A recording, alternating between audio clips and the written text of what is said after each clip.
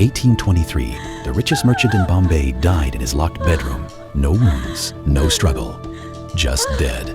3 days later, a British colonel drowned in his own bathtub. This can't be happening. 1 week after that, He's gone. an Indian prince fell from his palace window. All deaths ruled accidental. But one investigator sees what others miss. Someone is hunting the powerful, and they are very, very good at it. This is Ancient Crime Story. Hit subscribe because today I'm taking you to the western Indian coast in the 1800s, where the deadliest assassin in Bombay left no trace, no witnesses. The year is 1823. Bombay, on the western Indian coast, is exploding with wealth. The British East India Company controls trade. Indian merchants are getting rich. Everyone wants power, and with power comes enemies. It starts with Ramesh Shah, the richest textile merchant in all of Bombay, 52 years old, 3 wives, 7 children, a mansion overlooking the Arabian Sea. On the night of March 15th, Ramesh goes to bed healthy, strong, in good spirits. His servants lock his bedroom door from the outside as he requested. This is normal. Rich men fear thieves in the night. The next morning, the servants unlock the door. They find Ramesh dead in his bed. No wounds, no blood, no signs of struggle. His face is peaceful, like he died in his sleep. The British authorities arrive. They examine the room. The door was locked from the outside all night. The windows are barred with iron. Nobody could have entered or left. They conclude natural causes, heart failure. The man was 52. These things happen. The family accepts this. They cremate the body according to Hindu tradition. Case closed. But 3 days later, something happens that changes everything. Colonel Henry Blackwood, a senior British officer stationed in Bombay, is found dead in his bathtub. Drowned. His servant discovered him in the morning. The colonel apparently slipped, hit his head, and drowned in the water. Tragic accident. The British military holds a funeral with full honors. But then, 1 week after the colonel's death, Prince Vikram Singh of a nearby kingdom is visiting Bombay for business negotiations. He is staying in a luxury guest house. On the 3rd night of his visit, servants hear a scream. They rush to his room. The prince has fallen from his 3rd floor balcony, dead on impact. The balcony railing is old, slightly loose. Clearly, the prince leaned on it. It gave way. He fell. Another accident. Now 3 powerful men are dead in less than 2 weeks. Most people see coincidence, bad luck. But one man sees something else. His name is Inspector Arjun Desai. He is an Indian investigator working for the British administration. 38 years old, sharp mind, observant eyes. He does not believe in coincidences. Arjun studies the 3 cases carefully. On the surface, they look unrelated. Different causes of death, different locations, different types of victims. But Arjun notices something nobody else noticed. All 3 men had recently changed their wills. All 3 had made new business partnerships in the week before they died. All 3 had enemies who benefited from their deaths. Ramesh Shah changed his will to cut out his eldest son. That son now inherits nothing. Colonel Blackwood was about to expose corruption in the military. His report would have destroyed several officers' careers. Prince Vikram was negotiating to sell valuable land. The deal would have ruined a rival prince's trade monopoly. This is not coincidence. This is murder. Arjun begins investigating quietly. He cannot accuse anyone without proof, and he is dealing with a killer who leaves no evidence. He starts by re-examining the crime scenes. At Ramesh Shah's mansion, Arjun questions the servants again. One servant mentions something strange. The night before Ramesh died, a holy man came to the house. A sadhu, a wandering spiritual teacher. Ramesh invited him in, gave him food and money, received a blessing.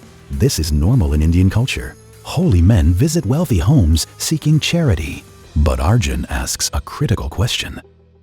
Has this sadhu ever visited before? No, he hasn't. No one sees him since then. Arjun moves to the colonel's residence. He examines the bathtub. No signs of struggle. But the water has a faint smell. Not soap, something else. Something he cannot identify. He questions the colonel's servant. Did anyone visit the colonel the day before his death? Yes. A man claiming to be a doctor said he was conducting health inspections for the military. He examined the colonel, declared him healthy, and left. But when Arjun checks with the military medical office, they have no record of sending any doctor. Finally, Arjun investigates the prince's death. He examines the balcony railing. It is loose, yes, but the screws holding it were not rusted or old. They were deliberately loosened.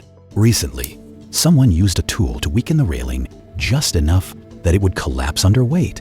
The pattern is clear now. The killer gets close to his victims by using disguises.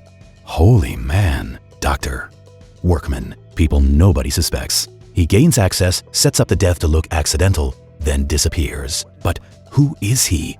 And who is paying him? Arjun digs deeper. He discovers that all 3 victims were connected to the same powerful family, the Peshwa family, wealthy Indian nobles who lost power when the British took control of the region. The Peshwa family has been trying to regain influence through business and politics. The 3 dead men were all obstacles to their plans.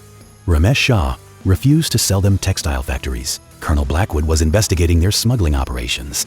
Prince Vikram would not agree to their trade proposal. All 3 refused to cooperate with the Peshwa family. All 3 died within 2 weeks. Arjun believes the Peshwa family hired an assassin, but he needs proof, and he needs to identify the assassin before more people die. Arjun sets a trap. He spreads a rumor through Bombay's merchant community. He claims that a wealthy banker named Gopal Mehta is about to testify against the Peshwa family in a British court. He says Gopal has evidence of their crimes. This is a lie. Gopal knows nothing. But the assassin does not know that. If the assassin takes the bait, he will target Gopal, and Arjun will be waiting. 3 days later, a holy man appears at Gopal's house, seeking charity, offering blessings. Gopal's servants let him in. But Arjun's men are watching from hiding. They see the holy man enter. They wait. After 10 minutes, Arjun signals his team. They storm into the house. They find the holy man in Gopal's prayer room. He is placing something near the incense burner, a small clay pot containing powder, poison. When burned as incense, this poison releases invisible fumes. The victim breathes it in slowly, dies hours later, appearing to have heart failure. No trace. This is how Ramesh Shah died. The holy man tries to run. Arjun's men tackle him. They tear off his holy robes and fake beard. Underneath is a thin, muscular man, 40 years old, scars on his hands from weapons training, cold, empty eyes. His name is Karan, and he is one of the most feared assassins in West. Karan is taken to the British prison. Under interrogation, he confesses, not because he feels guilty, but because he is proud of his work. He describes his methods in detail. The poison incense for heart attacks, the slippery oil he put in Colonel Blackwood's bathtub that caused the fall, the loosened balcony railing for Prince Vikram. He has killed 23 people over 5 years, all for money, all made to look like accidents. The Peshwa family paid him 10,000 rupees per kill, a fortune. Arjun asks the critical question, where is the Peshwa family now? Karan smiles. They fled Bombay 3 days ago. They knew Arjun was getting close. They are probably in Goa by now, protected by Portuguese authorities. The British cannot touch them there. But Karan, he has nowhere to run. He accepted the risk when he took the contract. The British authorities sentenced Karan to death. The court sentences you to death by hanging. No! This is an outrage! But here is the dark twist. 2 days before his execution, Karan is found dead in his cell, poisoned. Someone smuggled poison to him. Or perhaps he had it hidden all along. Assassins always have one final escape. The Peshwa family is never caught. They live in exile in Goa, protected by the Portuguese, continuing their schemes from the shadows. The Silent Blade case showed the dark side of 1800s India, where power meant everything, where professional killers sold death to the highest bidder, where justice had limits. Karan killed 23 people and showed no remorse. The Peshwa family ordered the murders and walked free. Inspector Arjun Desai solved the case. But solving it did not mean winning. This is Ancient Crime Story. If this mystery gripped you, subscribe and turn on notifications for more untold crimes from history. Because the past is full of killers who left no trace until someone looked closer.